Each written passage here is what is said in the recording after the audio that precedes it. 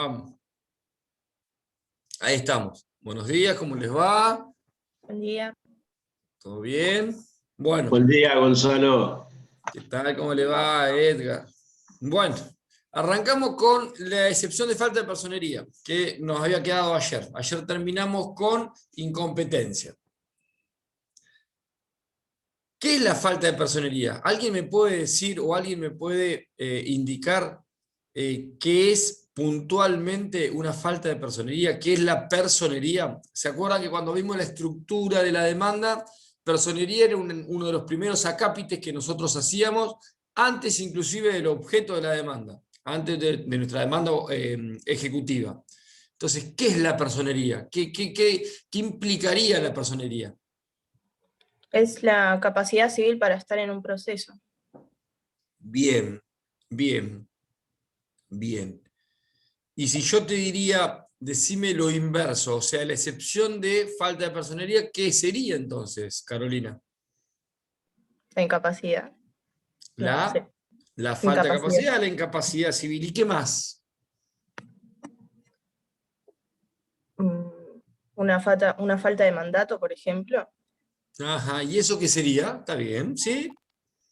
Y, por ejemplo, un representante que no haya presentado el mandato al momento Bien. de iniciar su Per- proceso.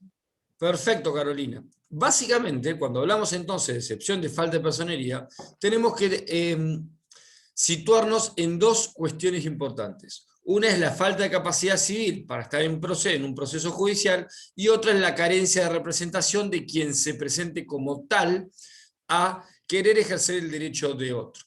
¿Y con qué no tenemos que confundir la personería? Con la ¿Con qué no debe? legitimación. ¿Con la? Legitimación. Con la legitimación. ¿Qué es la legitimación? Aquellos sujetos, por ejemplo, el ejecutante y el ejecutado, o sea, los sujetos activos y pasivos.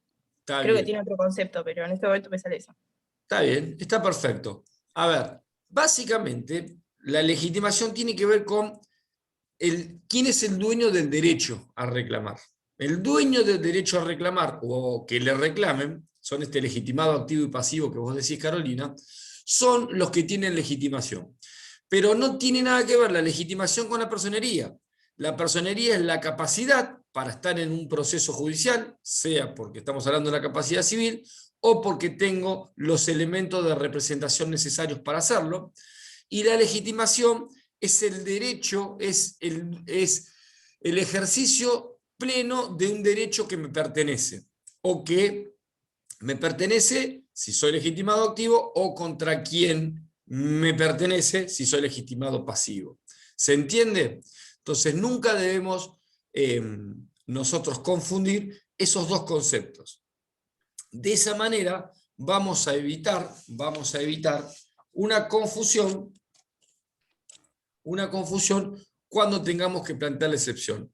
Cuando tengamos que plantear la excepción de falta de personería, no debemos confundirla con la excepción de falta de legitimación. ¿Vamos hasta acá?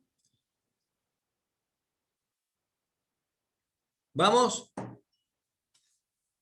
Sí, ¿Y profe. quién, Sí, y profesor.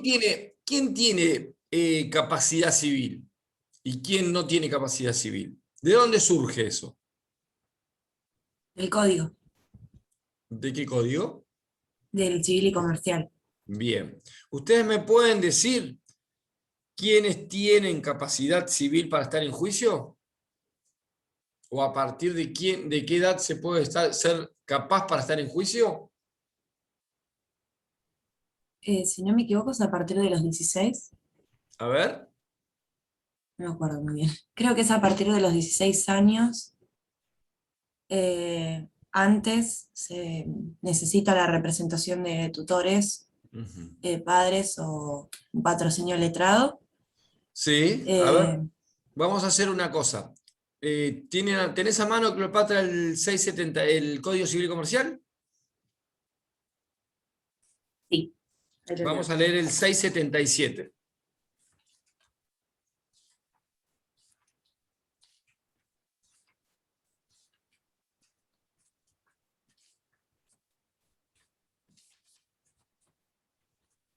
Representación. Los progenitores pueden estar en juicio por su hijo como actores o demandados.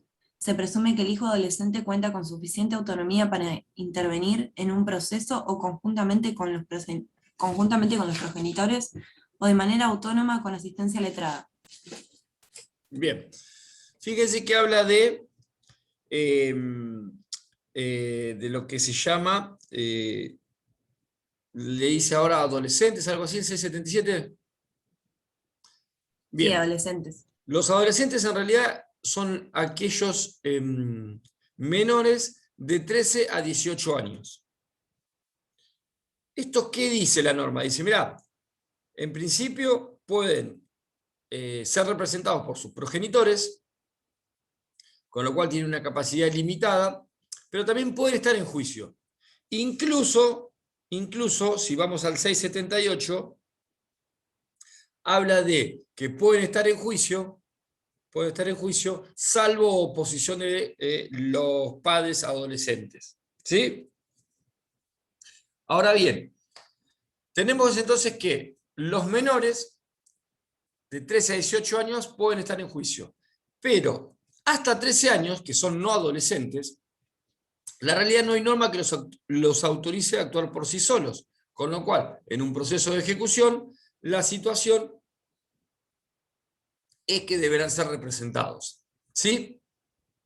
¿Y por quiénes son representados? Por sus representantes legales. ¿Quién es el representante legal? Sus progenitores. Obviamente que en un proceso de ejecución es muy difícil, pero puede pasar que estos menores no adolescentes o los menores adolescentes deban litigar contra sus progenitores. Ahí la situación cambia y tendrán que tener un representante designado por un juez. ¿Estamos? La otra cuestión está en poder distinguir cuando estoy frente a un mandato general o a un mandato especial. Esto también lo vimos cuando veíamos el capítulo de personería, vimos que el mandato general es el otorgado por una persona física o jurídica para que quien lo autorice, a quien autorice, lo pueda representar en cualquier proceso. Ahora, lo que nosotros tenemos que tener bien claro es algo. Yo Gonzalo, le puedo otorgar un poder general o especial en favor de, vamos a suponer, Cacho Castaña, que Cacho Castaña no es abogado, es cantante, o era cantante, pobre Cacho, y él me puede representar, entonces en el juicio él se puede presentar como representante mío, Cacho Castaña.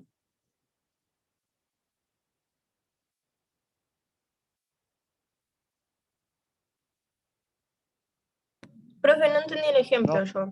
No puede, tiene que ser abogado. Ah, bien. Ahí estamos, Carolina. La pregunta que yo decía es, quien tiene un mandato general o especial, o uno puede otorgar un mandato general y especial, la persona en favor de quien se otorga ese mandato general o especial puede ser cualquier persona, puede ser Cacho Castaña, que era cantante. Y dijo Sebastián, no, tiene que ser abogado. Exactamente. Y eso es un tema muy importante, porque en definitiva, en nuestra legislación, el patrocinio letrado es obligatorio. Y eso está previsto en el artículo 56 del Código de Procedimiento, y además figura o surge del artículo 92 de la Ley 5177. Con lo cual, y esto es un tema muy recurrente y un error muy recurrente, que ¿qué pasa? Una persona le otorga un poder general amplio de administración y que dentro de ese poder amplio de administración nos encontramos que tenemos facultad para intervenir en juicios. Entonces, ¿qué piensa el abogado cuando toma el caso y le traen ese poder? Bueno, vamos a suponer, Cacho, no te preocupes, te presentás vos como apoderado de Gonzalo del Cerro.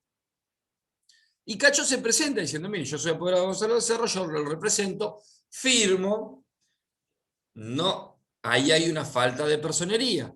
Ese poder, ¿cómo debo hacerlo valer? Cacho, ¿cómo haría valer ese poder que tiene de Gonzalo del Cerro para poder presentarse en juicio? ¿Qué debería hacer Cacho?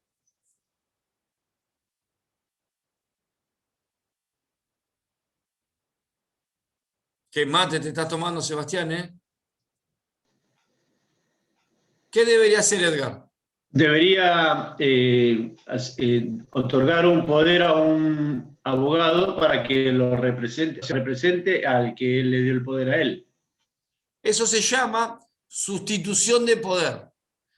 El poder que tiene Cacho lo puede sustituir en favor de un abogado para dar cumplimiento justamente a lo que establece el artículo 92 de la 5177. Profe, De y esta, el poder que le dimos a Cacho, ¿tendría que tener alguna cláusula especial que diga que él puede que asumir puede ese sustituir, Ah. que puede sustituir ese poder en favor de terceras personas. Exactamente. Entonces, pero esto que parece una pavada, puede pasar y pasa mucho con abogados que viene la persona y dice, mirá, le llegó vamos a suponer, le llegó este mandamiento a mi hermana, que vive en España mi hermana, pero mi hermana me dejó un poder general amplio de administración judicial, yo soy mi hermana en la Argentina, así que voy a firmar yo por ella. No, usted tiene que decirle no, lo que usted tiene que hacer o puede hacer es sustituirme el poder únicamente a los fines, si quiere, de este proceso para que yo la represente. Su poder no sirve porque usted no es abogada, no sirve para que usted se presente en el proceso. ¿Estamos? Y eso es muy importante porque eventualmente eso puede generar que eventualmente nos opongan una excepción de falta de personería y evidentemente vamos a perder nuestra excepción. Obviamente, tanto poder general como poder especial es exactamente lo mismo. La representación legal que la ley asigna, a ver, tengo 3 presupuestos de representación. Uno es la representación legal, que la ley asigna para sustituir la falta transitoria de capacidad civil, que es esta representación que estuvimos viendo en el caso de menores de edad. ¿Sí? Ahí, ¿qué pasa? Lo que tengo yo es una capacidad que todavía no tengo una capacidad civil, pero va a ser transitoria. En algún momento voy a ser mayor y me voy a poder representar.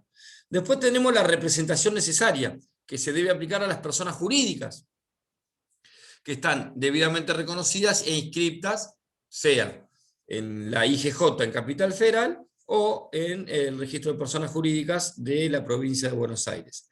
Y después tenemos la representación voluntaria. A ver, la representación necesaria de las personas jurídicas, tenemos que por ley se identifica quién es el representante legal. Así, por ejemplo, en el caso de un consorcio que es una persona jurídica, ¿quién es el representante legal? El administrador. El administrador. Con lo cual, el administrador, para poder presentarse en representación de su consorcio, o del consorcio al cual representa, lo único que tendrá que acompañar es el acta de asamblea de designación de administrador.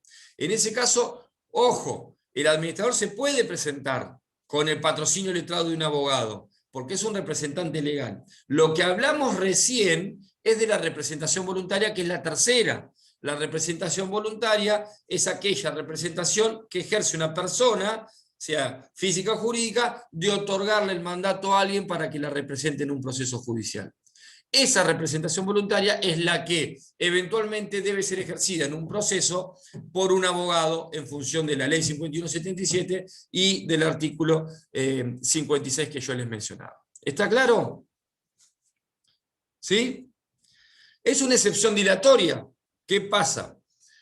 Si a mí me oponen una excepción de falta de personería, ¿qué es lo que tendré que decir? Bueno, obviamente tendré que evaluar la situación, tendré que ver los elementos si no fueron acompañados en debida forma, y en función de esto, el juez resolverá. Si hace lugar a la excepción de falta de personería, ¿qué hace el juez?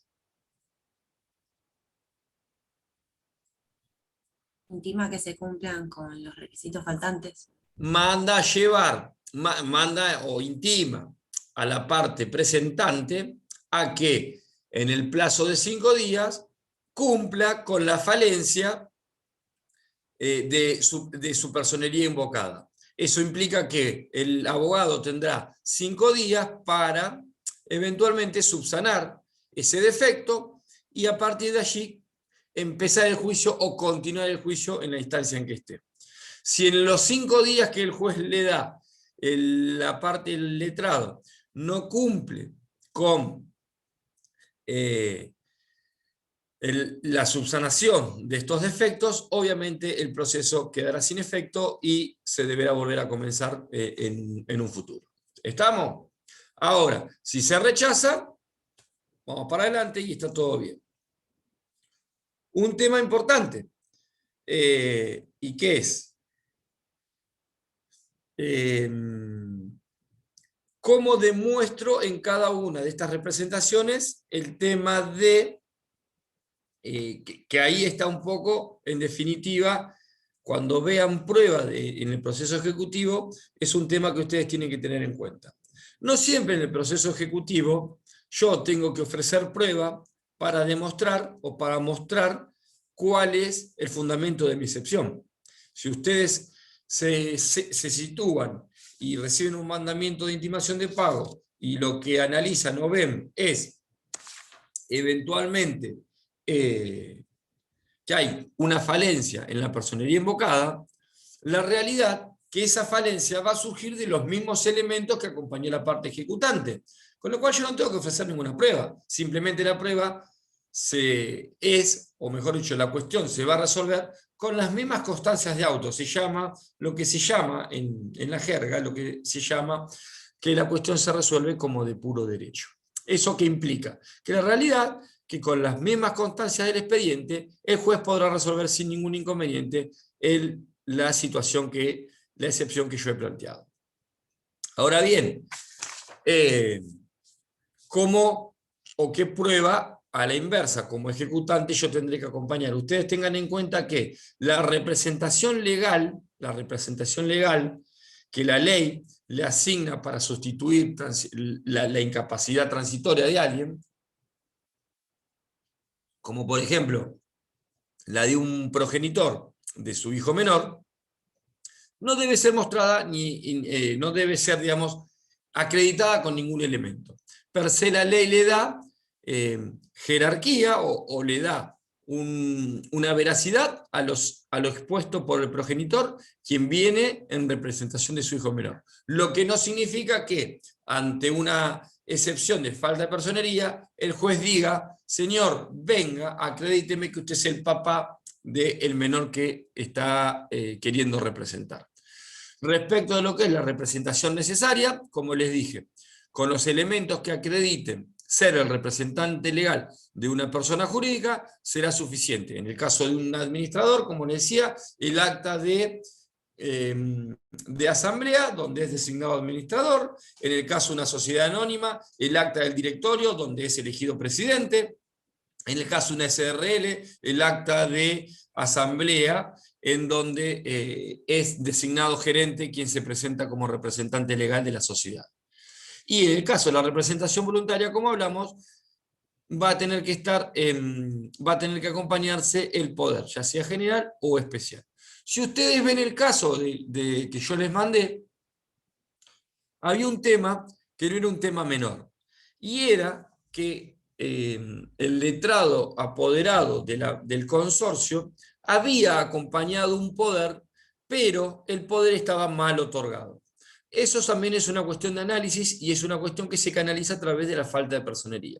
Brevemente les cuento el caso, y el caso era, fue lindo porque, en definitiva, cuando cualquier consorcio se presenta, nos ha pasado a nosotros, cuando cualquier consorcio se presenta, el administrador le lleva a un escribano para hacer un poder en favor de un abogado, le lleva el acta de designación, el libro, en realidad el libro de actas, en donde ese libro está rubricado, y eventualmente está el acta de asamblea de designación. Y en función de eso, el escribano otorga un poder general para asuntos judiciales a favor de un abogado que lo firma el administrador como representante legal. Ahora bien, lo que muchos escribanos omiten, y en este caso estaba omitido, era el análisis del reglamento de propiedad. ¿Y por qué deben analizar el reglamento de propiedad? Porque el reglamento de propiedad puede, como en este caso pasó, determinar que el representante legal de este consorcio era un administrador general. El caso brevemente, no sé si conocen el consorcio de Lafayette. El consorcio de Lafayette, en Mar del Plata, está constituido por locales comerciales, una torre de edificios. El de la galería. Exactamente. Y una torre y un sector de cocheras. Son tres sectores independientes, si bien funcionan como un solo consorcio, son tres sectores diferentes. El reglamento prevé que cada uno de los sectores, cocheras, locales y departamentos, tenga designado un administrador independiente, o puede ser el mismo, pero al menos deja la posibilidad de que haya tres administradores diferentes. En este caso hay, para el caso de cocheras y departamentos, un administrador, y para el caso de locales, otro administrador. Pero además el reglamento prevé un administrador general de todo el consorcio, y dice el reglamento que será el representante legal del consorcio. ¿Qué pasa? ¿Cuál es la cuestión o cuál fue el defecto en este caso? En este caso fue que se otorgó un poder general a favor del abogado por un administrador de un sector del edificio, pero no era el administrador general del consorcio, mejor dicho, de un sector del consorcio, no de todo el consorcio. Cuando nosotros observamos el reglamento, planteamos la excepción de falta de personalidad diciendo, señores, quien otorgó el poder no es el representante legal del consorcio, es el representante legal de un sector del consorcio. Eso analizado, cuando analizan el poder refiere justamente a un libro de actas que refiere a un sector del consorcio, a una designación de un administrador para un sector determinado y no como administrador general del consorcio. Esa pavada determinó que nos hagan lugar a una excepción de falta de personería. Por eso el poder, cuando ustedes vean un poder, analícenlo, porque por ahí es otorgado por quien no es representante legal. Y también eso es un defecto. ¿Estamos?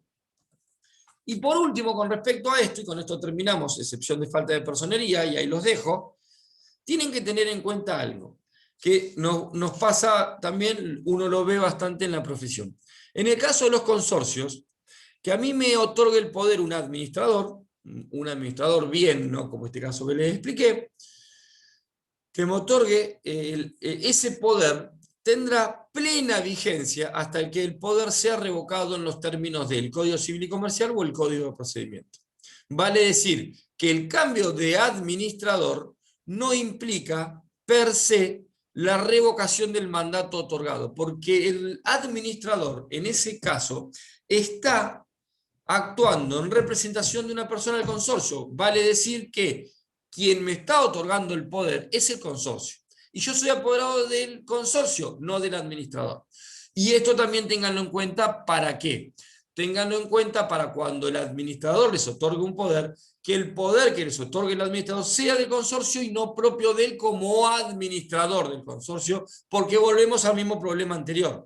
Él no se puede presentar con un poder, porque él no es abogado.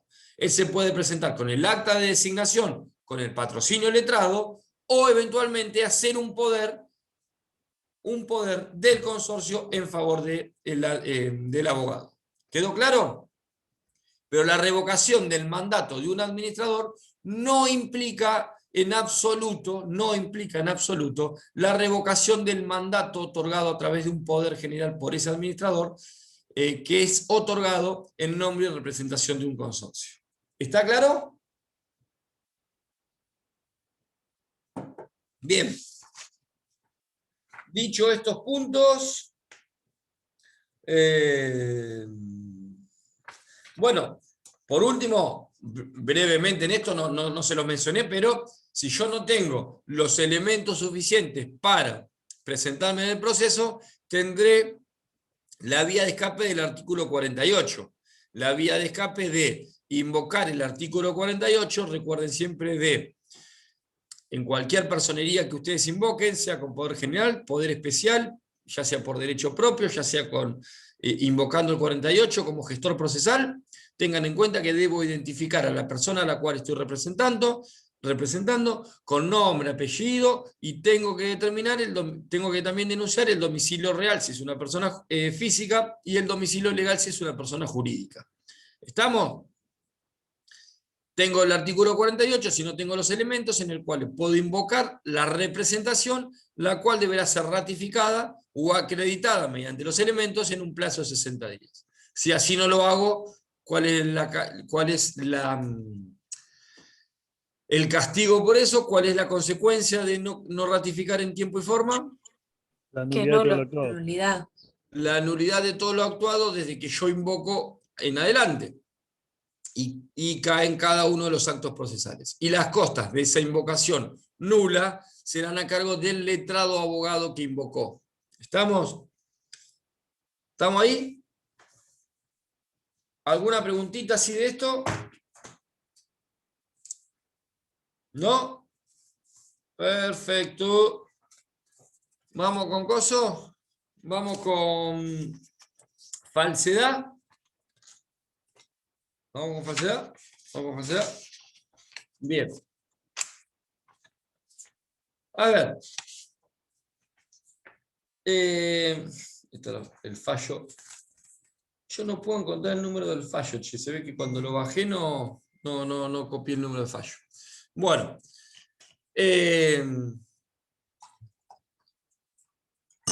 Excepción de falsedad. La excepción de falsedad es el inciso cuarto, el 542. Fíjense que básicamente el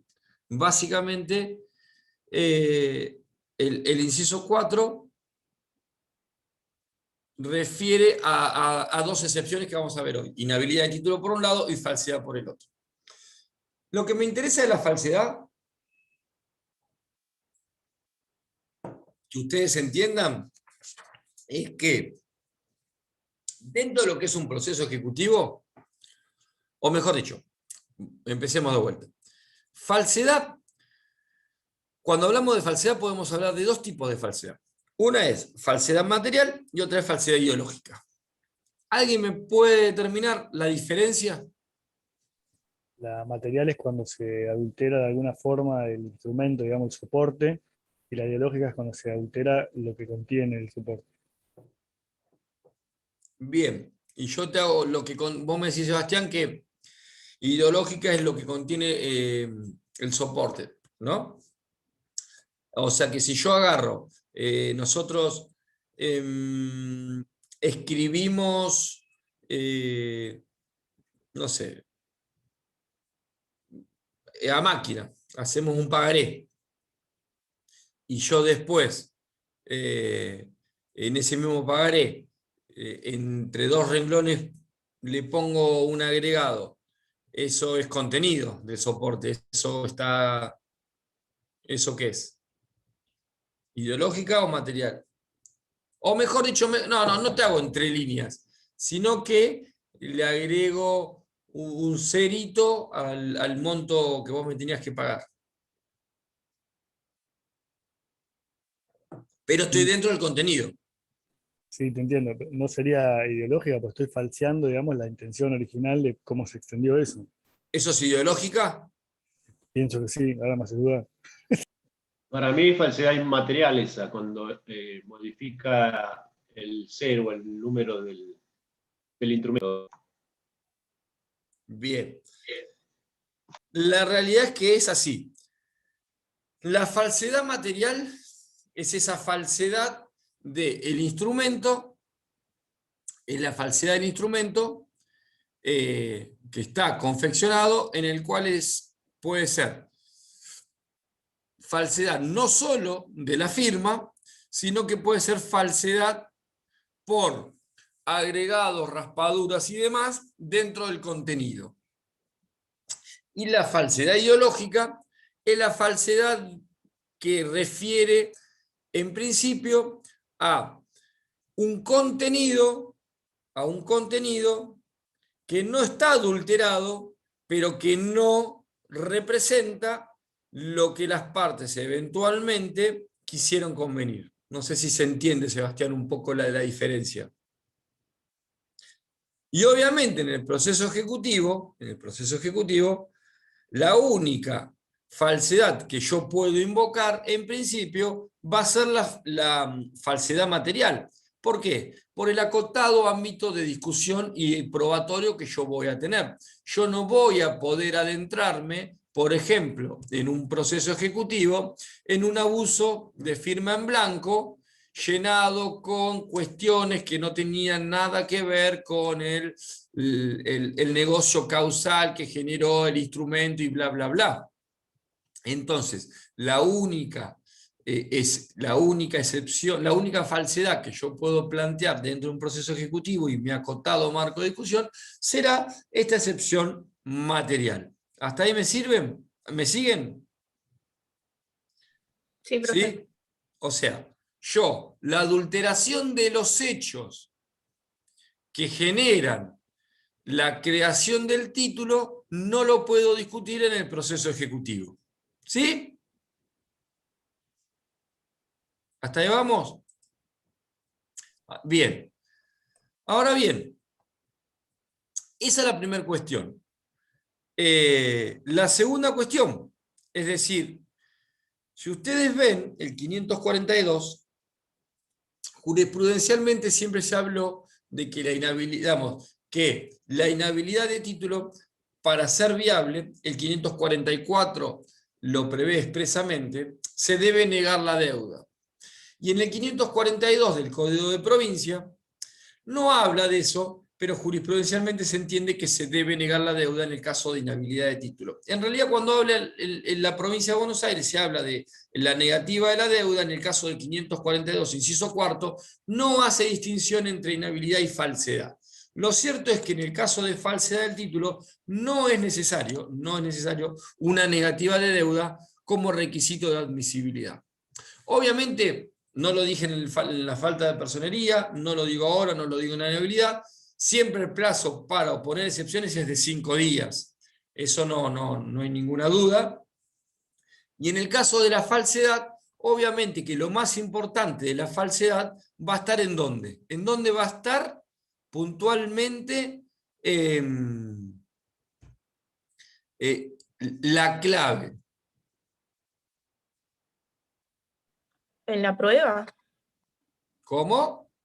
Sí, tiene que ver con la prueba, profesor. Exactamente. La prueba es fundamental. Ahí va a estar la cuestión. Ahora bien, ustedes tengan en cuenta algo que es muy importante. Que yo les decía con esto de la falsedad material y la falsedad ideológica. Sí, vamos a suponer, déjame pensar, vamos a suponer que tengo un pagaré que tiene la firma certificada. Y yo vengo y digo, bueno, señores, la realidad, señor juez, esa firma no es mía, es falsa. Ahí estoy adentrando en una cuestión que no corresponde sea materia de excepción de falsedad de un proceso ejecutivo. ¿Por qué? ¿Cómo tengo que canalizar eso? ¿A través de qué? De un proceso ordinario para... ¿Cuál sería? Una redargución de falsedad. Excede el marco de discusión. Con lo cual, como les decía, el marco de discusión acá va a ser bastante acotado, y nos tendremos que centrar simplemente a, cuerpo del documento, si tiene raspaduras, agregados, confecciones de alguna situación que no corresponde al documento originalmente creado o eventualmente a la firma. Ahora, yo les hago una pregunta. Vamos a suponer que un pagaré dice Mar del Plata tanto y dice la fecha de creación y dice el monto 10.000 pesos, y dice la firma de Edgar. Está la firma de Edgar. Y después viene Sebastián, que se lo pasaron, en realidad Cleopatra lo tenía ese pagaré y se lo pasó a Sebastián. Y Sebastián lo llenó con su nombre, páguese a Sebastián Sabatini, tiki tiki, y lo llena con otra lapicera, era azul la otra, esta es negra. Tiki tiki, y páguese el 10 de septiembre, dentro de 2 días. ¿Sí? No se lo pagan, Sebastián va a ejecutar. Edgar, ¿puede plantear la excepción de falsedad? Hay 2 tintas distintas.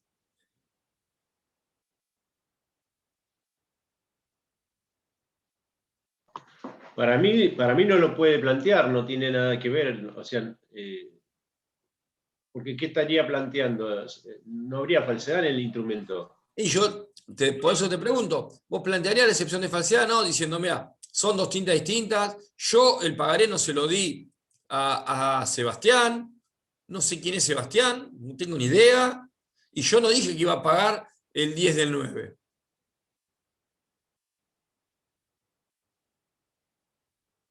Pero si el No, título permite llenarlo con la fecha, digamos, estamos dentro del plazo y demás, entiendo yo que sean 2 tintas distintas no cambiaría nada, porque también si nos ponemos muy finitos, aunque no creo que se pueda discutir acá, pero hay muy pocas tintas que sean químicamente iguales unas a la otra, con lo cual entiendo que Perfecto, está bien. Más allá de ponerse finito, no se trata de ponerse finito, sino se trata de que no estamos, digamos, eventualmente, si hay una situación específica relacionado a la causal de creación del título, no es el proceso ejecutivo el camino para discutirlo. Ahora, que haya 2 tintas diferentes no implica en absoluto que estemos dentro de lo que es la falsedad material. No hay una falsedad material por completar o por llenar. Ahora, si ese documento se le agrega, no importa si es con la misma tinta, Sebastián, un 0, ahí estoy dentro de la falsedad material de la que estoy hablando. ¿Estamos? Y obviamente, como dijo Cleopatra, lo importante es el tema de la prueba. Y la prueba, ¿sí? Quiero que recuerden algo. En un momento yo les dije, y les acabo de decir lo mismo, che, mirá, el llenado puede ser con otra tinta, y está perfecto. Y no se puede discutir sobre la adulteración de un llenado de un documento, porque en definitiva no estamos dentro de lo que es la adulteración material. Ahora, ¿se acuerdan cuando yo les dije el caso del escribano, cuando hablábamos de pagaré y cuando hablábamos de caducidad en el llenado del pagaré? Bueno, en ese caso, las excepciones de falsedad, recuerden, se lo reitero brevemente, esto era un pagaré que en su momento se había otorgado en blanco hace 25 años atrás. Y como nunca tuvo fecha ni de creación ni de pago, un día apareció ese pagaré, se completó. Yo no puedo discutir eventualmente el abuso de firma en blanco en el tema del proceso ejecutivo, pero sí puedo plantear a través de la falsedad y de la prueba que yo acompaño o ofrezco, sobre todo la pericial caligráfica, que es la prueba por excelencia, puedo demostrar que eventualmente el pagaré tiene fecha de creación por su papel, por su tinta, por su firma del año 86, y que fue completado por su tinta, por su antigüedad y demás, en el año 2018. Entonces, ahí lo que demuestro es que había un plazo de caducidad que se había cumplido para poder completar ese pagaré. ¿Me entienden? Yo no estoy discutiendo el abuso de firma en blanco. Yo lo que estoy discutiendo y lo que quiero demostrar es que hubo una caducidad en el plazo previsto para completar un pagaré. ¿Sí? ¿Y cómo lo debo demostrar? A través de la excepción de falsedad. ¿Sí? Por eso, les reitero, es muy importante el tema de la prueba pericial. Ahora bien, ¿yo qué puedo decir? Bueno, hubo una adulteración en el documento, en el cuerpo del documento, o hubo una adulteración de mi firma. Teniendo en cuenta uno u otro caso, mi prueba pericial caligráfica apuntará a un caso o a otro caso. En el caso de la firma, que es la más sencilla, la cuestión es simple y tenemos que tener en cuenta, se me está quedando sin batería la computadora, y tenemos que tener en cuenta que yo, a los fines de demostrar que esa firma que se me aduce no me pertenece, tendré la posibilidad de ofrecer pericial caligráfica y el perito calígrafo deberá hacer lo que se llama una formación de cuerpo de escritura.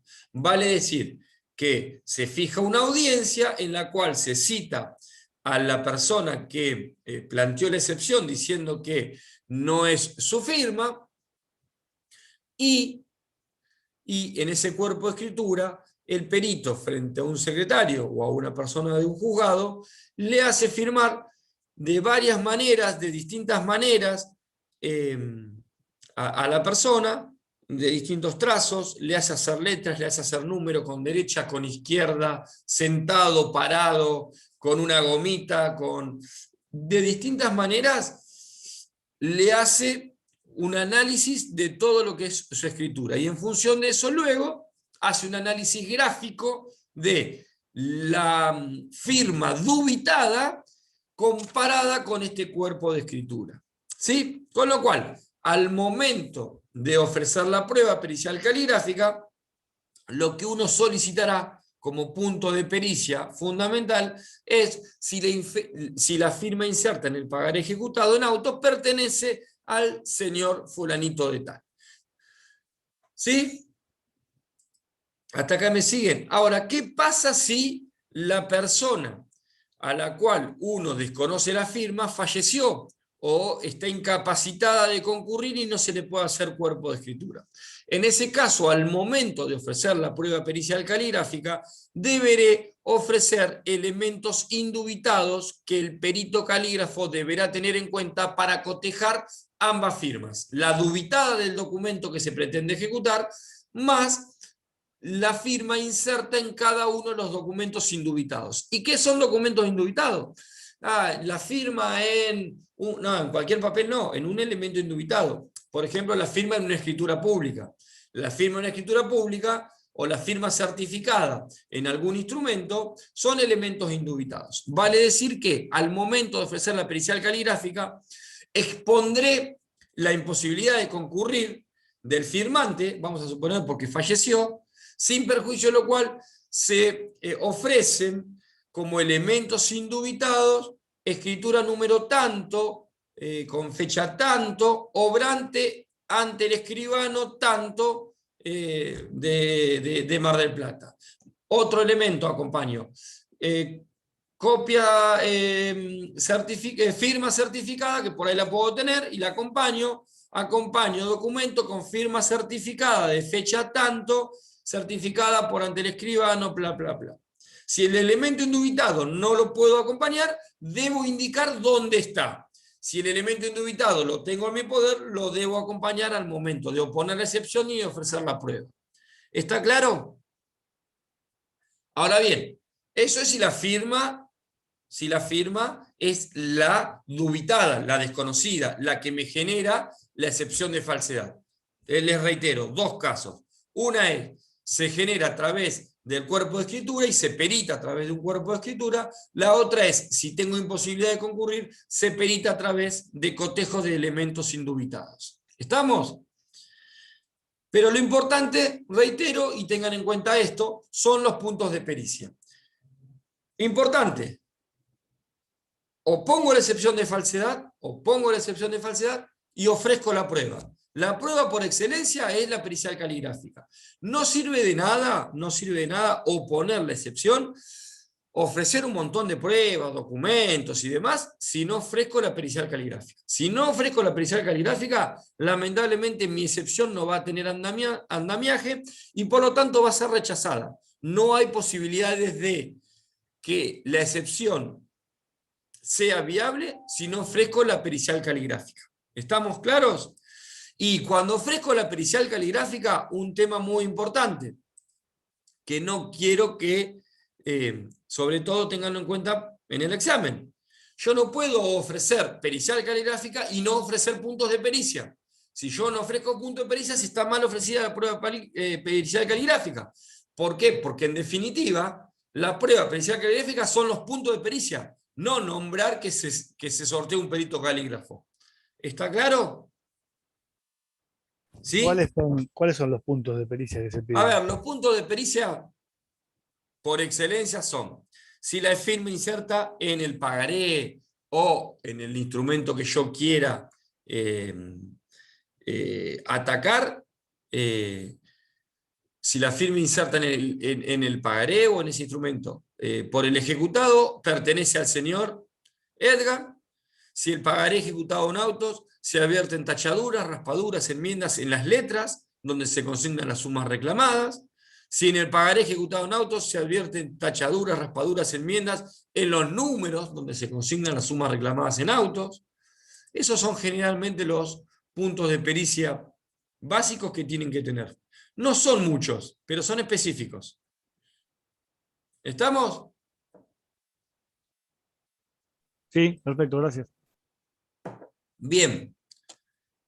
Con esto se los dejo para que ustedes eventualmente lean la parte teórica de la excepción y nos abocamos a la inhabilidad de título. ¿Les parece? ¿Alguna duda hasta acá? Sí, profe, yo tengo una pregunta. Sí. En el caso de que se presente más de una excepción, porque no sé si son todas iguales. Yo había leído en la inhabilidad que se podía presentar en subsidio con otras. Ahora, pero en cuando estas veamos... que vimos, Bien. claro, si en las presentes que vimos, si se puede hacer lo mismo o una excluye a la otra. Bien. Hasta acá las que vimos no son excluyentes. Ahora vamos a ver inhabilidad y vamos a ver un poquito esa posibilidad de, o por qué, mejor dicho, se considera que no se pueden plantear juntamente la inhabilidad, la excepción de inhabilidad por un lado y la excepción de pago por el otro. ¿Sí? Sí en forma subsidiaria, que seguramente lo que vos viste, Carolina. Ahora lo vemos con inhabilidad y lo explicamos. Hasta acá lo que hemos visto no son excluyentes. ¿Por qué? Porque en la realidad un instrumento, una ejecución puede ser presentada por una persona que no tiene capacidad o representación para estar en el proceso, y puedo poner la excepción de falta de personería, y también, a su vez, sin perjuicio de eso, puedo plantear que el instrumento que acompaña, la firma que lleva, no es mía y es falsa, y puedo plantear la falsedad sin ningún tipo de problema. ¿Sí? Son todas cuestiones que no se excluyen y pueden plantearse sin ningún inconveniente. Un tema que es importante, que por ahí no se los expliqué. Cuando ustedes agarran un mandamiento de intimación que le ejecutan y tienen que analizar el título, siempre es bueno que lo vayan analizando en forma ordenada de cómo están dispuestas el tema de las excepciones en el código, en el 542, en el código procesal. Vale decir, primero tengo que ver, che, ¿es competente? Sí, es competente. Bien, wow. ¿Tiene personería? Sí, tiene personería. Perfecto. ¿Es falso? No. ¿Inhabilidad de título? ¿Es inhábil de título? Voy analizando cada una de las excepciones. ¿Sí? Profe, pero no entendí, o sea, ¿podría presentar más de una excepción? Todas las que quieras, mientras no sean excluyentes, como la inhabilidad y el pago, que es lo que vamos a ver ahora. Claro que Perfecto. sí. Vamos a suponer que vos plantees la incompetencia porque vos consideres que la competencia no es Mar del Plata, sino Azul. Y te hacen lugar a la incompetencia. ¿Qué va a pasar con ese expediente? Se va a archivar. No, se va a ir a Azul. Estamos dentro del mismo, estamos dentro de la misma jurisdicción, que es la provincia de Buenos Aires. Ahora, si ese expediente se va al fuero federal, se va a archivar. Ahora, en el caso que yo te dije, Mar del Plata, Azul, el expediente te hace lugar a la incompetencia y se va a Azul. ¿Qué pasa en Azul? Sigue su rumbo. Con lo cual ya perdiste la posibilidad de plantear las otras excepciones que vos tenías. Entonces vos en un mismo escrito y en una misma oportunidad, no te olvides algo, Carolina, que les dije hace un ratito. Todas las excepciones tienen el mismo plazo para oponerse. No es que vos oponés incompetencia, te hacen lugar. Bueno, ahora planteo inhabilidad de título, te hacen lugar. Bueno, ahora opongo excepción de pago, te hacen lugar. No. Tengo 5 días para todo. Con lo cual, si yo tengo más de uno, por eso yo no me puedo quedar solamente con el análisis de la personería y porque él no acreditó la personería, el abogado, yo me quedo con que, bueno, listo. No, tengo que plantear todas las excepciones que yo pueda observar y ver. Ahora, desde el punto del deber ser, como siempre les digo, ustedes, ante un caso concreto, deben plantear las excepciones correctas y correspondientes. Desde el punto de vista del ser, muchas veces plantean excepciones por plantear. En los casos concretos empiezan, y bueno, planteo, bla, bla, bla, bla. Total, bueno, estas me las rechazarán, por ahí estas me hacen lugar. Pero así no funciona. Así está mal. Ahora, lo que sí tenés que tener claro es que si vos no planteas una excepción, porque vamos a suponer, planteas la prescripción. Planteas la prescripción. Pero también podrías plantear, en el caso de Spensa, vamos a suponer, la inhabilidad de título porque el título es inhábil conforme a lo que vamos a ver ahora. ¿Sí? Pero vos decís, nada, si esto está prescripto, ¿para qué voy a plantear la prescripción si está prescripto? No, a ver si te rechazan la prescripción. No tenés otra oportunidad después. La oportunidad es esa. No podés perder la oportunidad. ¿Estamos? ¿Está claro? Sí, profe, gracias. ¿Alguna duda más de esto? Bueno.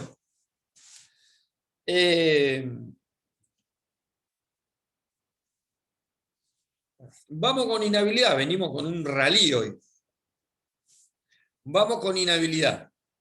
Les decía, la inhabilidad de título está prevista en el 542, inciso cuarto, junto con la falsedad. ¿Qué dice el 542? Que la inhabilidad de título se limitará a las formas extrínsecas del título sin que pueda discutirse la legitimidad de la causa. Vale decir que es un poco lo que venimos viendo. No puedo, dentro del proceso ejecutivo, discutir la causa de la obligación. Sí tendré que ver eventualmente o analizar eventualmente la causa, los elementos extrínsecos del título que me indiquen eventualmente si un título es hábil o no es hábil. ¿Y qué implica analizar las formas extrínsecas de un título? Bueno, lo primero que tengo que tener en cuenta es, dentro de estas circunstancias y dentro de estas características de los títulos ejecutivos que nosotros estuvimos viendo, es que que el título ejecutivo cumpla con las normas de fondo que lo crea. Entonces, vamos a suponer que un pagaré cumpla con lo que establece el decreto ley 6965, que es lo que hablamos, el artículo 102, 101, 102. Lo primero que tiene que hacer es cumplir con eso. Primera cuestión que yo debo analizar. En el caso, por ejemplo, de el certificado de cuenta corriente, con lo que establece el 1406. En el caso de expensas, lo que establece el 2048. Lo primero que debo analizar. Entonces, el cumplimiento de la norma de fondo que crea el título. Lo segundo que tengo que analizar es lo dispuesto por el 518 del Código de Procedimiento. ¿Qué es? Bueno, que estemos dentro de una obligación dineraria, líquido, fácilmente liquidable, exigible, contenida en un título que traiga aparejado ejecución. Segunda cuestión que debo analizar. Todo esto que le estoy diciendo es el análisis de las formas extrínsecas del título.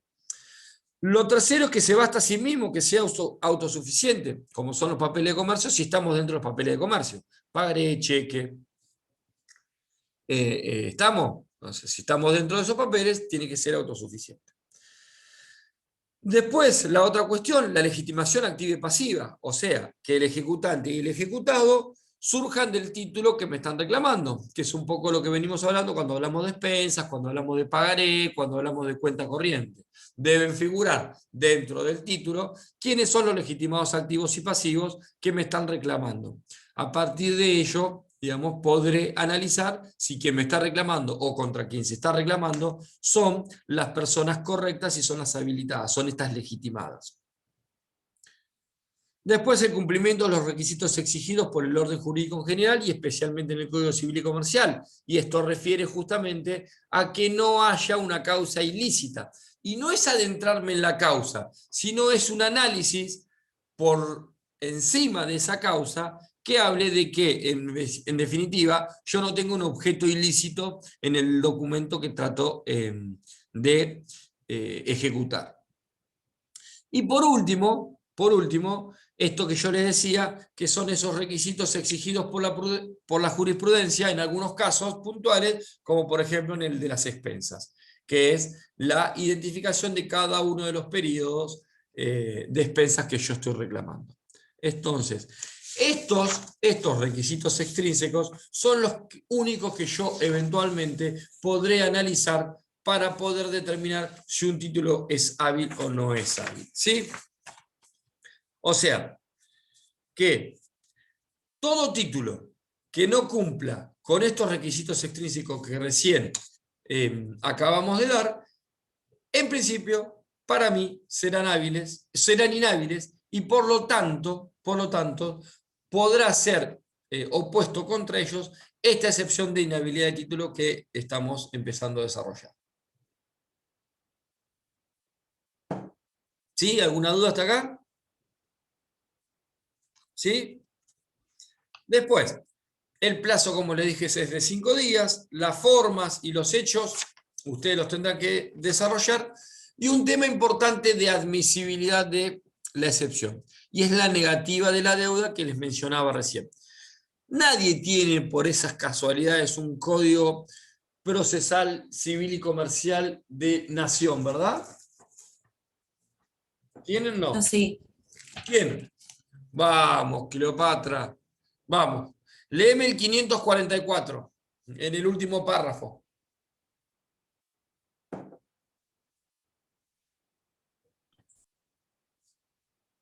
Léelo todo ya que estás.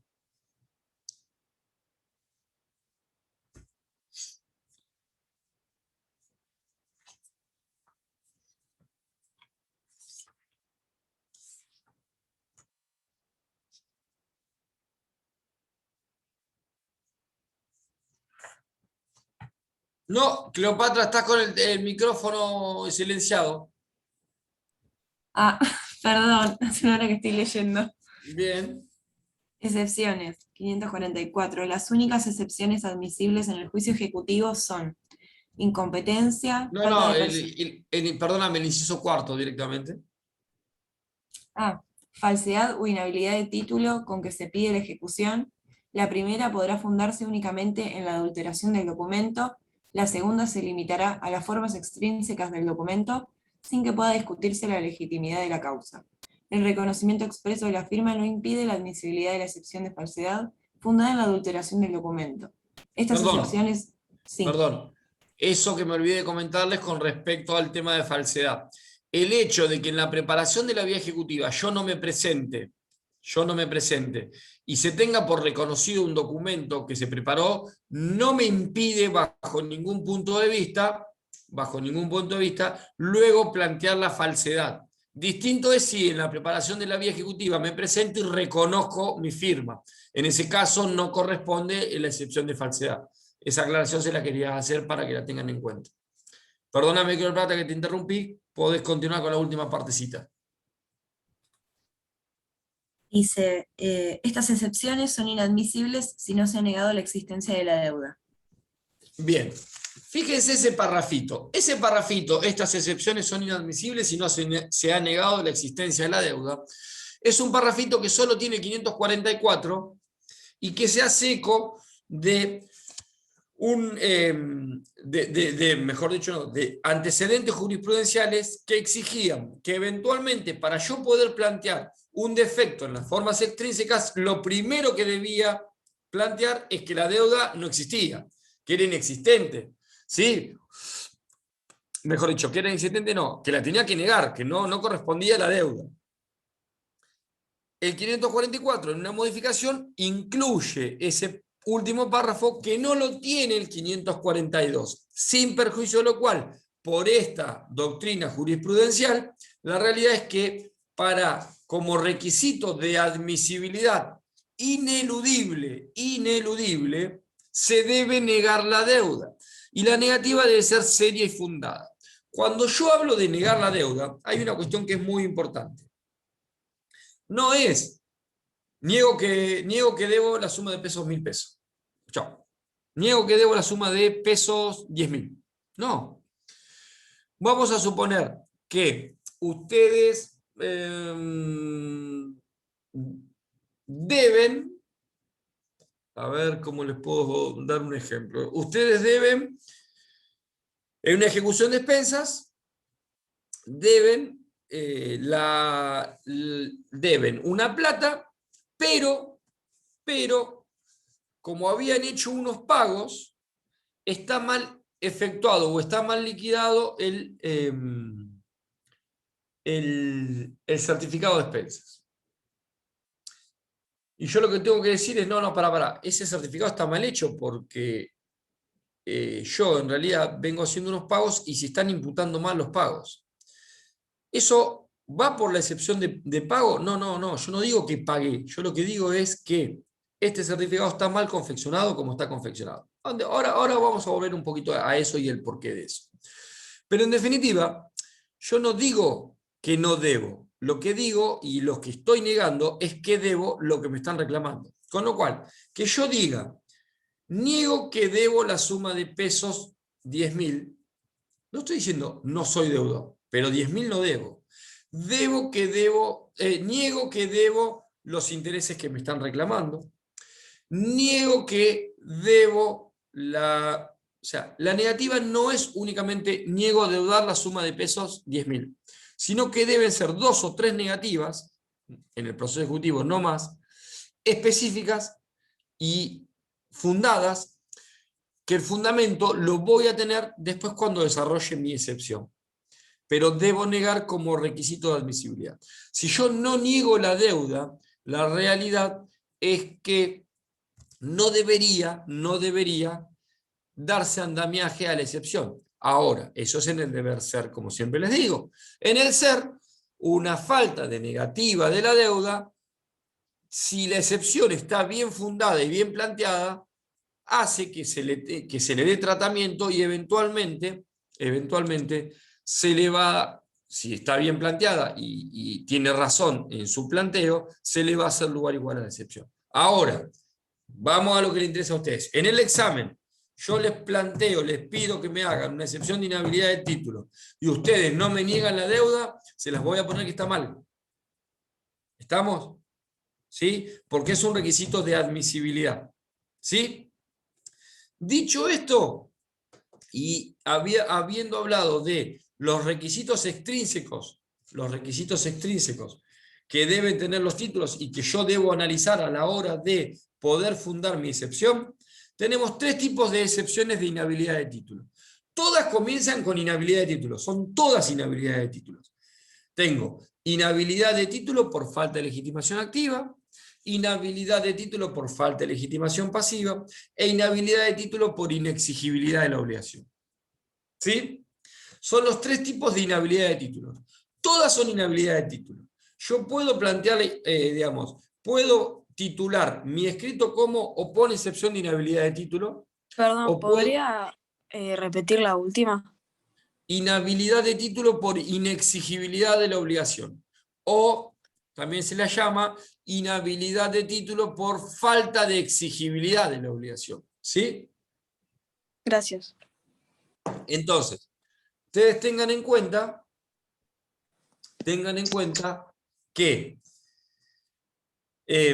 todas son inhabilidad de título y yo puedo titular en mi escrito inhabilidad de título solamente y después en el fundamento, cuando uno lo explaya, o en el objeto puede poner inhabilidad de título por falta de legitimación activa, inhabilidad de título por falta de legitimación pasiva o inhabilidad de título por inexigibilidad de la obligación. Es importante, me parece, que en el objeto pongan qué tipo de inhabilidad de título, porque eventualmente en función de eso, el juez se abocará a la resolución concreta del caso. ¿Sí?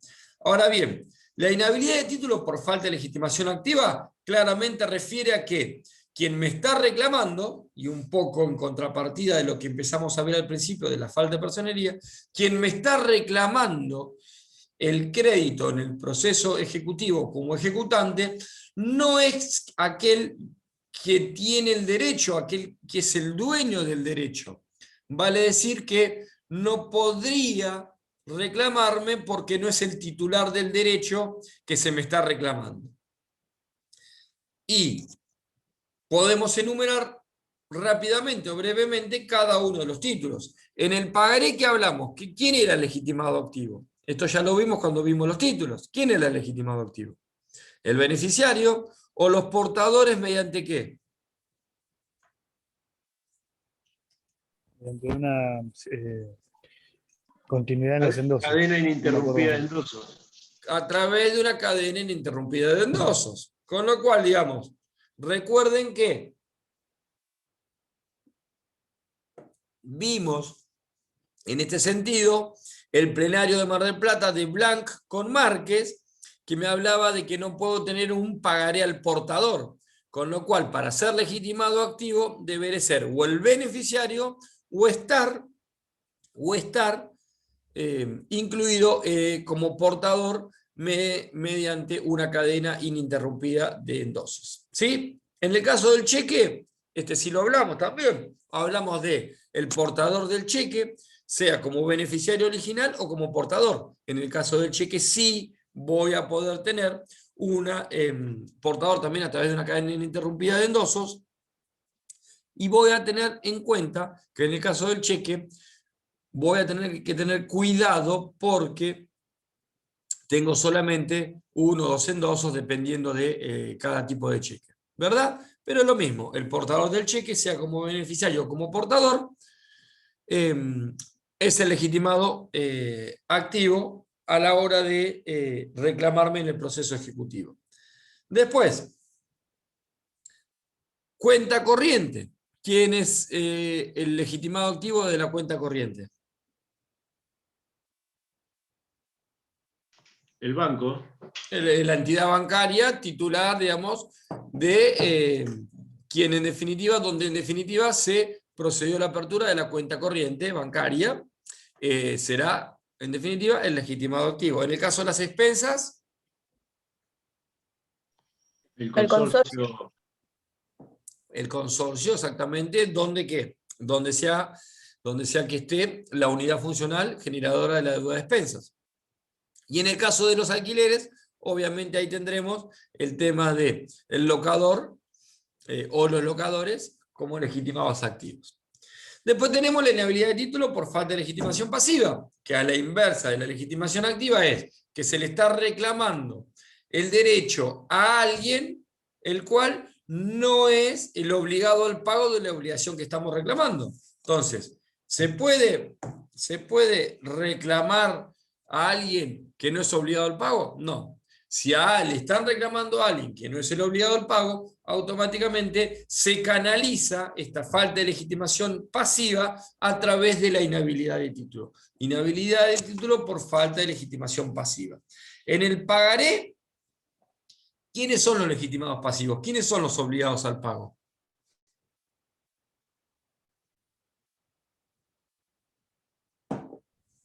el girado del librador. Librador. El primero es el librador, claramente. Y después, Los que Los hayan avalistas. firmado avalistas endosante. también. ¿Y qué más? Los que firmaron como endosantes. Exacto, endosantes firmantes. Perfecto. Esos son los legitimados pasivos. ¿Sí? En el caso del cheque,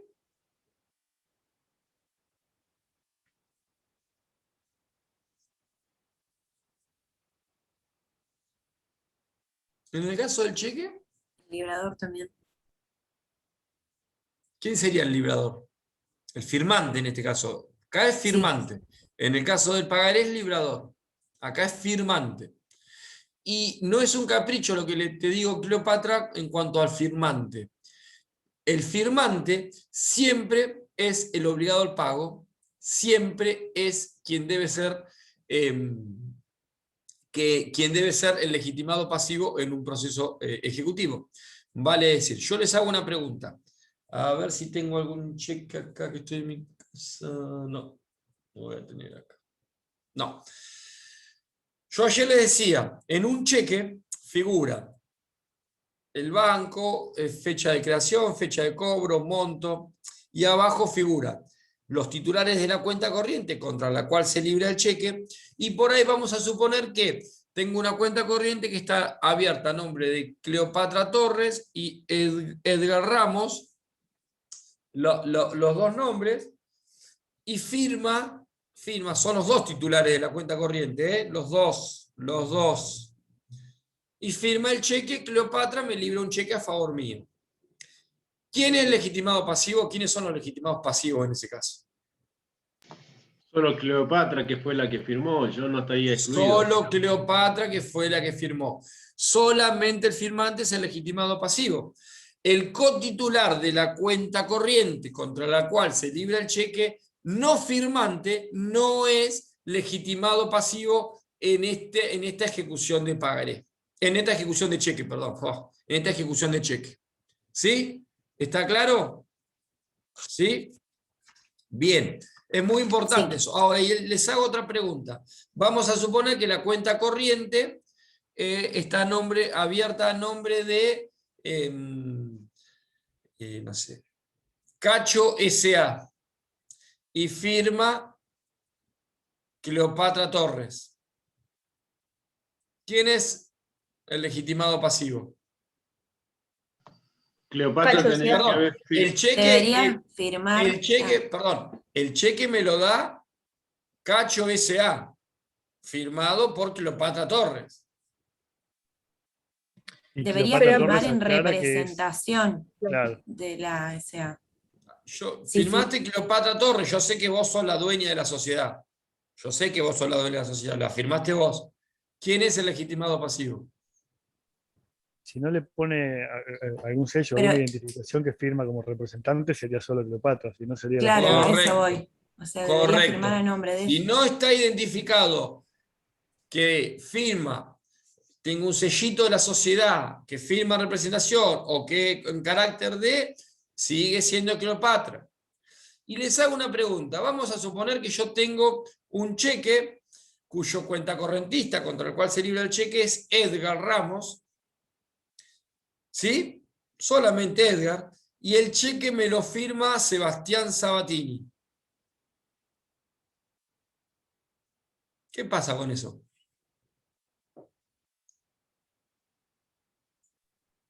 No sería válido. ¿Por qué? Los fondos están en la cuenta de Edgar. Claro, sí. Sí es el titular de la cuenta. El cheque no está en blanco como para que lo firme, Claro. lo completen. A ver, vos sos Sebastián, fuiste a la casa de Edgar, te tomaste un mate, le agarraste la chequera, le sacaste un cheque y me diste un cheque a mí. Él lo podría hacer, lo que pasa es que el banco no debería pagarlo porque no va a coincidir la firma que está registrada en el banco. Sí, estamos claros. Yo lo que estoy diciendo, ¿qué pasa? ¿Qué hago con ese cheque? Lo encuadro.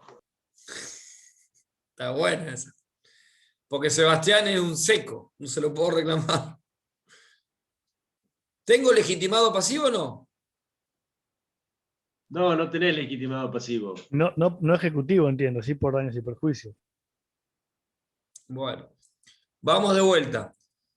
El cheque así, firmado por Sebastián, ¿cuándo pasó? ¿Es título ejecutivo?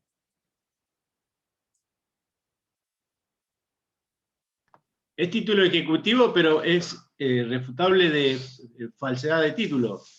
O sea, ¿Por qué? porque la firma no es la mía. Y si yo no ¿quién te No, dijo que sí, te puedo tal vez- reclamar? Yo la tal pregunta vez- que les hago es, si es título ejecutivo, ¿le puedo reclamar a Sebastián un cheque así? En ese sentido creo que sí, pero a Sebastián. Claro, al firmante. Sí, un cheque. Cumple todos los requisitos de un cheque. Y cuando lo presenta al banco va a ser rechazado porque no corresponde con la firma registrada. Punto. ¿Quién es el firmante? Sebastián. ¿Le voy a reclamar a Sebastián? Sí, claro. Es cheque. Tiene todos los requisitos del cheque. La firma es lo mismo que, vamos a suponer, el otro ejemplo es el que vos me hagas, Edgar, vos sos el dueño de la cuenta, hagas un cheque y le pongas cualquier garabato. Me lo van a rechazar porque la firma no es la registrada. Te voy a reclamar a vos.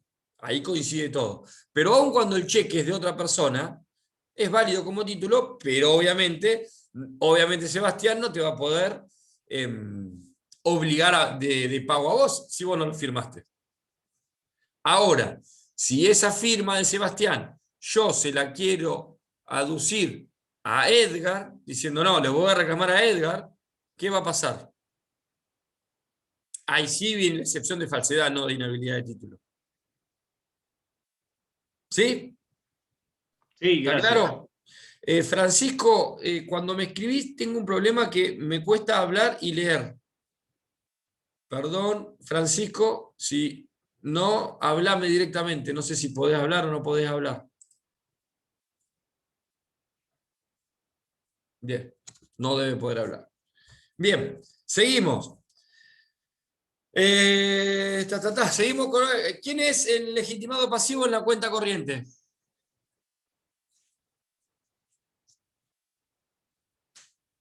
Cuenta correntista. Él o los cuentas correntistas. En el caso que yo le decía hoy, el cheque tiene como cuenta correntista Cleopatra y Edgar. En la cuenta corriente, sí, por más que el que haya gastado toda la plata es Edgar o la que haya gastado toda la plata es Cleopatra, los obligados al pago son los dos. ¿Sí? En expensas, ¿quién es el legitimado pasivo? El titular dominial. De dominio, claro. El titular registral, conforme el 2050, y todo aquel que ejerza la posesión. Recuerden el 2050 del Código Civil y Comercial modificado, que nos ha ampliado. Y recuerden que, además del 2050, deben tener en cuenta el 2148, que habla del usufructuario, que también es legitimado pasivo y obligado al pago en el caso de las expensas. Y alquileres,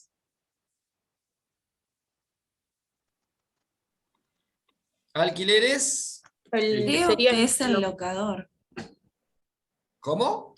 El locatario. El locatario. El Sí. locatario y eventualmente el fiador. ¿Sí? Esos son los legitimados pasivos. Vale decir, si yo no estoy dentro de este concepto, no estoy dentro de esto, podré plantear la inhabilidad de título por falta de legitimación pasiva. ¿Sí? Y vamos al último punto, que es la inhabilidad de título por inexigibilidad de la obligación o por falta de exigibilidad de la obligación. Como a ustedes les guste, de cualquiera de las dos maneras está bien dicho. ¿Sí? Acá tengo tres supuestos. O porque la obligación no existe, o porque el plazo está pendiente, o porque tengo una condición suspensiva que implica que no puede hacerme reclamado en esta instancia y en este momento las sumas de dinero que me están reclamando. ¿Sí? ¿Sí? Bien. Perdón, ¿lo puede repetir? Perdón, si lo puede repetir. Sí, Mercedes. Gracias. Te veo un cuadradito, pero no te veo. Pero bueno, vamos con Mercedes. Vamos de vuelta. No existe obligación. Tengo una obligación con plazo pendiente o tengo una obligación con una condición suspensiva.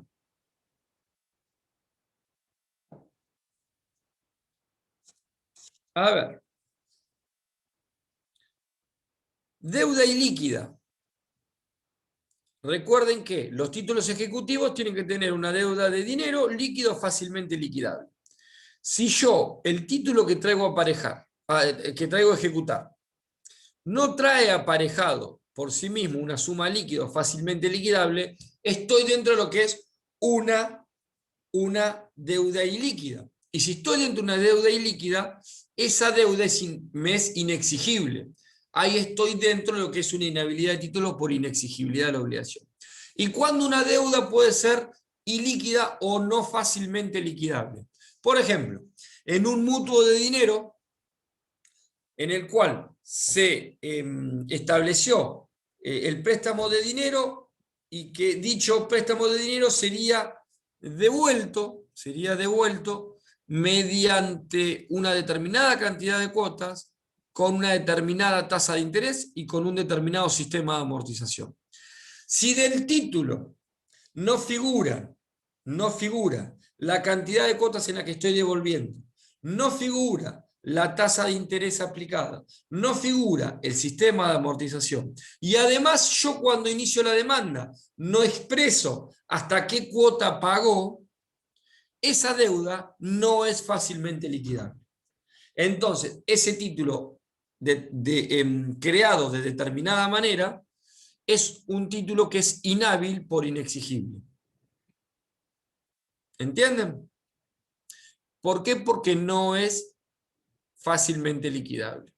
Vamos a suponer que un contrato de locación establezca que el canon locativo se establecerá conforme una fórmula química que sea de imposible determinación con una simple suma aritmética, que eso es lo que lo hace fácilmente liquidable.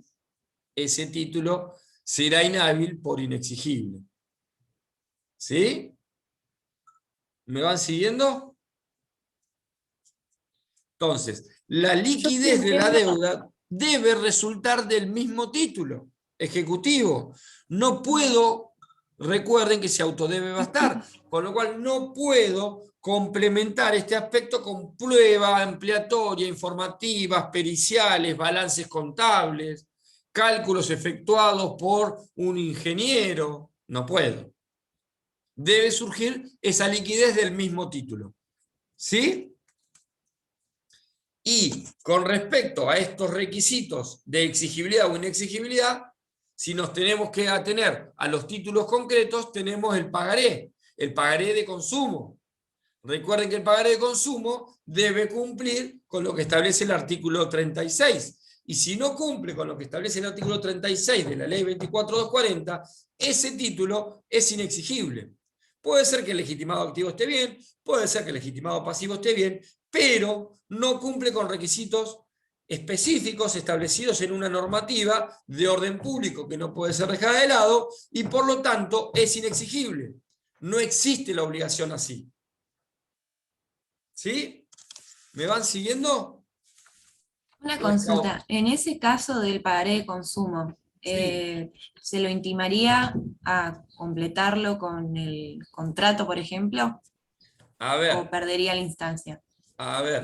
en principio, hoy, si uno, de acuerdo a este criterio que estuvimos viendo sobre la posibilidad de complementar un pagaré que tiene en su seno una relación de consumo, podría ser que lo intimen a complementarlo, pero en principio a lo que apunto con lo que les estoy diciendo es, si no se cumple con eso, estoy dentro de una inexigibilidad.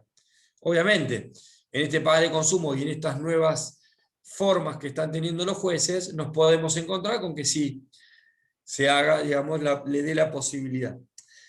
Un tema, digamos, recordando esto que me dice Cleopatra, un tema con el tema de la personería. Vamos a suponer que cuando yo pongo la excepción de personería, me voy un segundito hasta allá, yo pongo la excepción de personería porque el poder está mal hecho, o porque no se acompañó, o porque no, dentro de ese poder especial, no me pueden reclamar lo que me están reclamando. ¿Sí? Vamos a suponer un poder especial para iniciar una sucesión y están iniciando una ejecución. Ese poder está mal hecho, ¿verdad?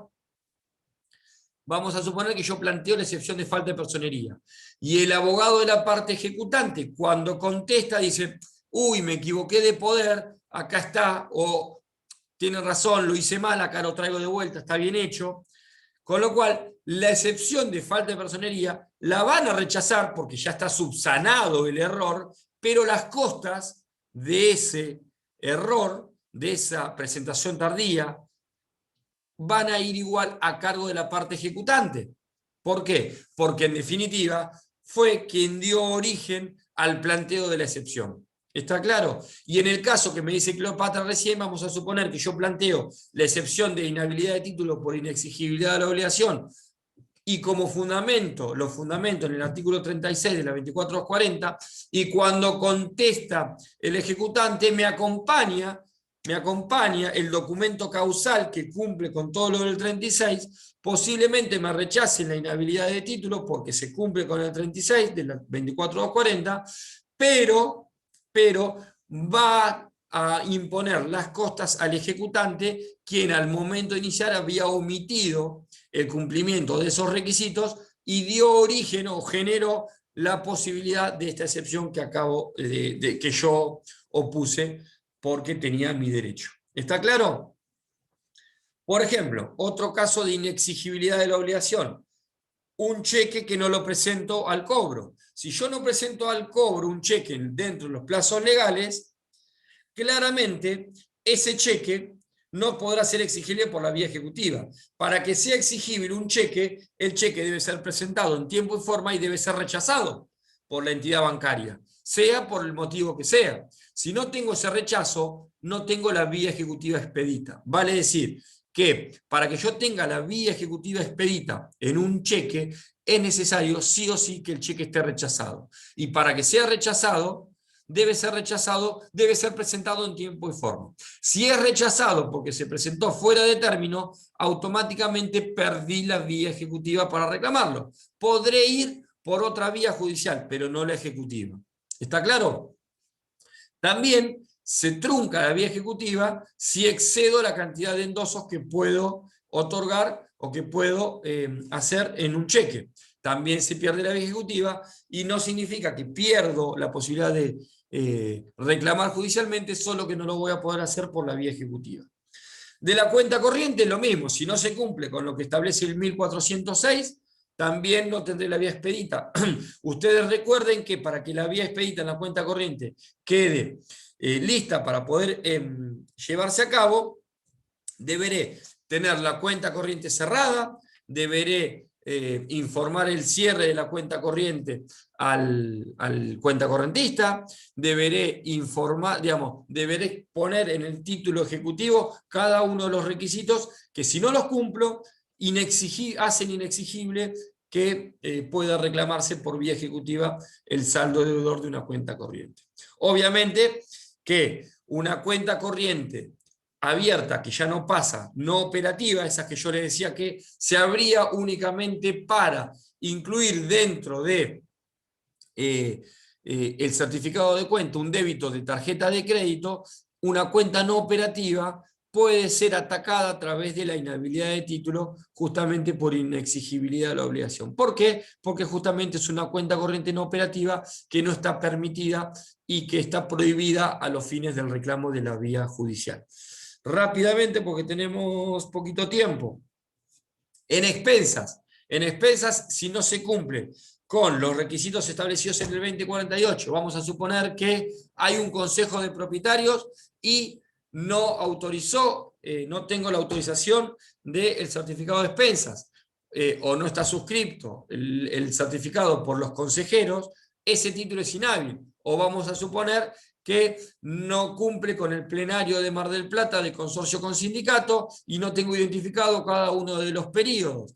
Ese certificado será inhábil y obviamente podrá ser atacado a través de la inhabilidad de título por inexigibilidad de la obligación. Un instrumento privado. Un instrumento privado, bueno, también puede ser inexigible, como les dije, si no tiene dentro del instrumento privado los requisitos que debe tener, ya sea legal o formal. También puede eventualmente ser atacado. Por último, con respecto a lo que es la exigibilidad de plazo vencido, que no tenga plazo vencido o que esté sujeta a alguna condición suspensiva.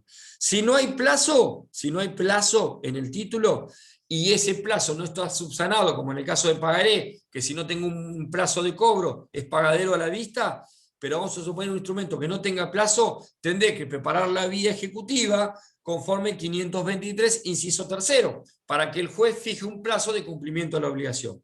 Y si no hay condición, y si hay condición, tengo que acompañar un instrumento que acredite que se cumplió la condición para poder ser exigible. Y el instrumento debe ser un instrumento público, porque recuerden que yo no puedo acompañar y condicionar el cumplimiento de esta condición con una prueba. No puedo, yo puedo solamente demostrar al momento de presentación que la condición se ha cumplido. ¿A través de qué? De instrumentos públicos, que no pueden ser atacados obviamente si no es por reducción de falsedad y no en el proceso ejecutivo no está permitido, o un privado que esté reconocido, puede ser un instrumento privado reconocido, ¿sí? Ya sea que esté reconocido a través de otro instrumento público, o puede ser que a través del 523, inciso cuarto, a través de la preparación de la vía ejecutiva, haya un reconocimiento del deudor de ese instrumento privado que expone que la condición que yo tenía se ha cumplido o la condición suspensiva que surgía del título se ha cumplido. ¿Sí? Esos son los tres requisitos o las tres maneras de poder demostrar eventualmente que un título que tenga una condición, dicha condición ha sido cumplida a través de un instrumento público, a través de un instrumento privado debidamente reconocido o a través del reconocimiento que efectúe el deudor a través de la preparación de la vía ejecutiva prevista en este caso en el 523, inciso cuarto del Código de Procedimiento. La verdad que tuvimos que ir a las corridas porque ayer se me complicó con el tema de incompetencia y hoy tuvimos que ver todo esto. Y les robé 10 minutos más. ¿Alguna preguntita que me quieran hacer medio como para darle finalizar o dar por finalizado el tema?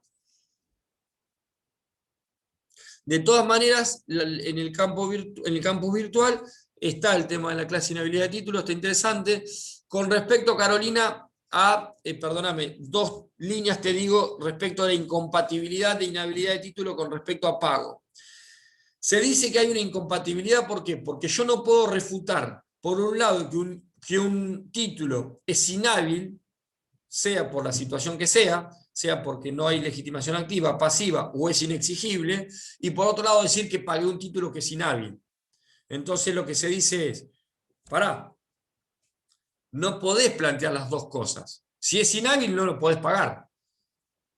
Ese es el primer argumento por el cual ambas se excluyen. Ahora bien, puede ser que el título sea parcialmente inhábil o lo haya pagado parcialmente y yo haya eventualmente y tenga algún defecto el cual yo lo pueda plantear a través de la inhabilidad de título. Por lo tanto, lo que sí se permite es que se plantee una excepción de pago parcial, y eventualmente y en forma subsidiaria respecto del resto del título que se debe analizar, podré plantear